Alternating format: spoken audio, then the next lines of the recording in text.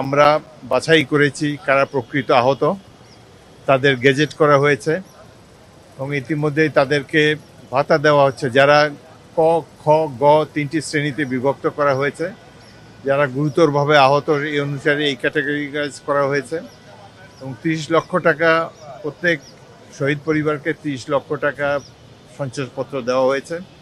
আর যারা জীবিত আছে তাদের মধ্যে ক, খ, গ 3টা শ্রেণীতে মাসিক ভাতা দেওয়া হচ্ছে। ক শ্রেণী পায় 20,000 টাকা, খ শ্রেণী 15,000 টাকা, গ শ্রেণী পায় 10,000 টাকা। এইভাবে জুলাইতে যারা এই সংগ্রামে আহত শহীদ হয়েছে তাদের পরিবারকে লুক আফটার করার জন্যে একটা অধিদপ্তর করা হয়েছে মুক্তিযোদ্ধা মন্ত্রণালয়ের অধীনে, যেটা হলো জুলাই গণ অভ্যুত্থান পরিদপ্তর। এর মাধ্যমে আমরা সিস্টেমেটিক্যালি জুলাইতে যারা ক্ষতিগ্রস্ত হয়েছে তাদেরকে কল্যাণ এবং পুনর্বাসনের জন্য কয়েকটা স্কিম আমরা নিয়েছি। ইতিমধ্যে আমরা আজকে আরও যারা জুলাই যোদ্ধাদের মধ্যে যাদের ছেলেমেয়েরা শহীদ পরিবারের ছেলেমেয়েরা লুক আফটার হয় না, তারা অনেকে স্কুল থেকে ড্রপ আউট হয়ে গিয়েছে, তাদেরকে আমরা আবার শিক্ষা ভাতা দিয়ে স্কুলে যাতে তারা পড়াশোনা করতে পারে সে ব্যাপারে আমরা উদ্যোগ গ্রহণ করব।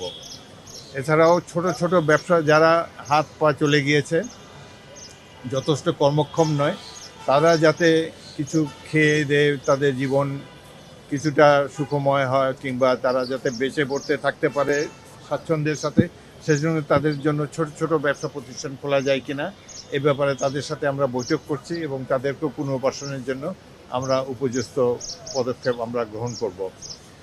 আমাদের সরকার জুলাইতে যারা আহত শহীদ এই পরিবারগুলোর কল্যাণের জন্যে আমরা খুবই কনসার্ন এবং এ ব্যাপারে আমরা প্রয়োজনীয় ব্যবস্থা গ্রহণ করব।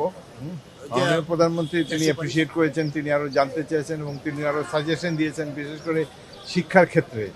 তার বাবা মারা গেছে, সেজন্য ছেলেরা যাতে একেবারে স্কুল ড্রপ আউট হয়ে অশিক্ষিত না হয় তার শিক্ষার ব্যাপারে গুরুত্ব নিয়েছেন। আর তার পুনর্বাসন যেটা কী ধরনের, যার ধরনের হাত নাই পা নাই কিন্তু মোটামুটি কর্মক্ষম আছে, কী ধরনের প্রজেক্ট দিলে আমরা বিআরডিবি বা অন্যান্য সংস্থার মাধ্যমে যাতে তারা মোটামুটি সচ্ছলভাবে স্বচ্ছন্দের সাথে সরকার পরিচালনা করতে পারে সেজন্য তিনি সাজেশন দিয়েছেন।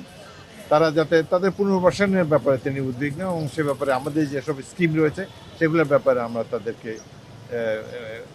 প্রধানমন্ত্রীকে ব্রিফ করব। আমার মন্ত্রণালয় ইতিমধ্যে আমরা জানেন যে মুক্তিযুদ্ধের সময় মুক্তিযোদ্ধার সংখ্যা ছিল 1 লাখ, পরবর্তীতে এখন হয়ে গেছে 2.5 লাখ। তো বিরাট সংখ্যক এরা ভুয়া মুক্তিযোদ্ধা। এমনকি বিগত সরকারের সময় 16 জন সচিব ভুয়া মুক্তিযোদ্ধা বলে প্রমাণিত হয়েছে এবং তাদের মুক্তিযোদ্ধা ভাতা ক্যান্সেল করে দেওয়া হয়েছে। বর্তমানে জাতীয় মুক্তিযোদ্ধা কাউন্সিল একটা দেশের বিশিষ্ট মুক্তিযোদ্ধাদেরকে নিয়ে গঠিত, তারা এই মুক্তিযোদ্ধাদের তালিকা যাচাই বাছাই করছে। ইতিমধ্যে 300 ভুয়া মুক্তিযোদ্ধাকে তারা বাদ দিয়েছে এবং এটা কনস্ট্যান্ট প্রসেস রয়েছে এবং আমরা আশা করি যে মুক্তিযুদ্ধে যা কিছু বেনিফিট বা বেনিফিশিয়ারি যারা আছে এটা যাতে প্রকৃত মুক্তিযোদ্ধারা পায় সে ব্যাপারে আমরা উদ্যোগ গ্রহণ করব। ভুয়া মুক্তিযোদ্ধাদের নাম ধীরে ধীরে ধীরে ধীরে পর্যায়ক্রমে আমরা বাদ দিয়ে দেবো। ধন্যবাদ।